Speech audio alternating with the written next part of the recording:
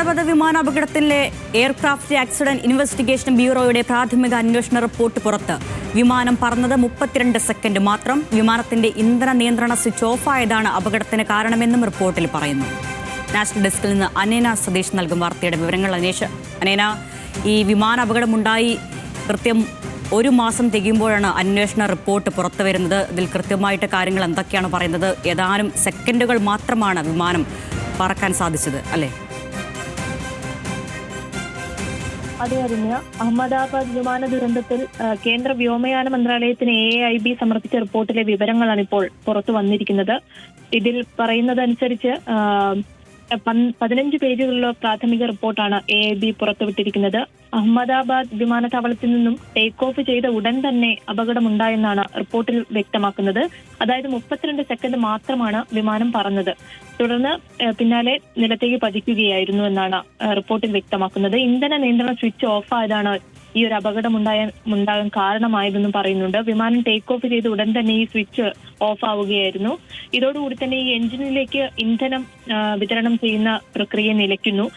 ഈ സ്വിച്ച് ഓഫായ ഉടൻ തന്നെ ഒരു പൈലറ്റ് ചോദിക്കുന്നുണ്ട് എന്തിനാണ് ഈ സ്വിച്ച് ഓഫ് ചെയ്തതെന്ന് ഒരു പൈലറ്റ് ചോദിക്കുകയും മറ്റേ സഹ പൈലറ്റ് അതിന് ഉത്തരം നൽകുന്നുണ്ട്. അത് താൻ ചെയ്തതല്ല എന്നുള്ളത് ഉത്തരം നൽകുന്നുണ്ട്. ഇത് കോക്പിറ്റ് ഓഡിയോയിൽ ഇവരുടെ സംഭാഷണം വ്യക്തമായി തന്നെ ഇവരുടെ ഈ സംഭാഷണം വ്യക്തമാക്കുന്നുണ്ട്.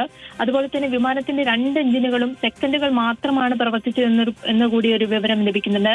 അതായത് ഈ എഞ്ചിന്റെ പ്രവർത്തനം 2 എഞ്ചിനാണുള്ളത്. അതിന്റെ എഞ്ചിന്റെ പ്രവർത്തനം പുനരാരംഭിക്കാൻ വേണ്ടി പൈലറ്റുമാർ ശ്രമിച്ചിരുന്നു. അതിൽ ഒരു എഞ്ചിൻ വീണ്ടും പ്രവർത്തിപ്പിക്കാൻ കഴിഞ്ഞു. പക്ഷേ രണ്ടാമത്തേത് ഇവർക്ക് പ്രവർത്തിപ്പിക്കാനായില്ല എന്നുകൂടി റിപ്പോർട്ടിൽ പറയുന്നുണ്ട്. അതേസമയം തന്നെ അട്ടിമറി നടന്നതിന് തെളിവുകളൊന്നും കണ്ടെത്തിയിട്ടില്ല. അതുപോലെ തന്നെ അപകട സമയത്ത് കാലാവസ്ഥ പ്രതികൂലമായിരുന്നില്ല എന്നുള്ള കാര്യങ്ങൾ കൂടി പറയുന്നുണ്ട്. വിമാനത്തിൽ അപകടകരമായ വസ്തുക്കളൊന്നും തന്നെ കണ്ടെത്തിയിട്ടില്ല എന്നും കൂടി റിപ്പോർട്ടിൽ പറയുന്നുണ്ട്. അതുപോലെ തന്നെ ഈ ഫ്ലാപ്പും അതുപോലെ തന്നെ ലാൻഡിംഗ് ഗിയറും സംവിധാനവും ഒക്കെ സാധാരണ നിലയിലായിരുന്നു. അതായത് അതിനൊന്നും മറ്റ് സ്ഥാനമാറ്റമോ മറ്റൊന്നും സംഭവിച്ചിട്ടൊന്നുമില്ല. സാധാരണ നിലയിൽ തന്നെയായിരുന്നു എന്ന് കൂടി ഈ റിപ്പോർട്ടിൽ വ്യക്തമാക്കുന്നുണ്ട്.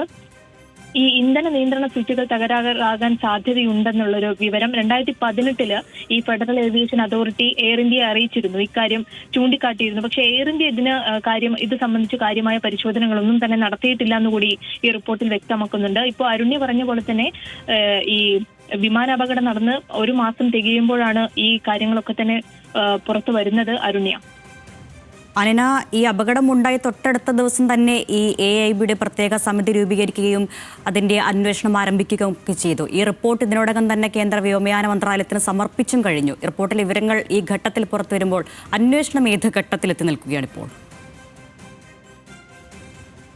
അരുണെ, ഇപ്പോഴാണ് ഈ റിപ്പോർട്ട് സമർപ്പിച്ചെങ്കിൽ ഇപ്പോഴാണ് നമുക്ക് വിവരങ്ങൾ ലഭ്യമായിട്ടുള്ളത്. ഇനി ഇത് കേന്ദ്രീകരിച്ചുള്ള അന്വേഷണമായിരിക്കും മുന്നോട്ടേക്ക് നടക്കുന്നത്. കാരണം അട്ടിമറിയാണോ എന്നുള്ളതടക്കം ഉള്ള വിവരങ്ങളൊക്കെ നമുക്ക് ലഭിക്കേണ്ടതുണ്ടായിരുന്നു. ഇപ്പോഴാണ് വ്യക്തമായത് അട്ടിമറി നടന്നതിന് തെളിവുകളൊന്നും അത്തരത്തിലുള്ള കാര്യങ്ങളൊന്നും കണ്ടെത്താനായിട്ടില്ല. അതുകൊണ്ട് തന്നെ ഇനി ഈ റിപ്പോർട്ടിന്റെ അടിസ്ഥാനത്തിലായിരിക്കും മുന്നോട്ടുള്ള അന്വേഷണം നടക്കാൻ പോകുന്നത്.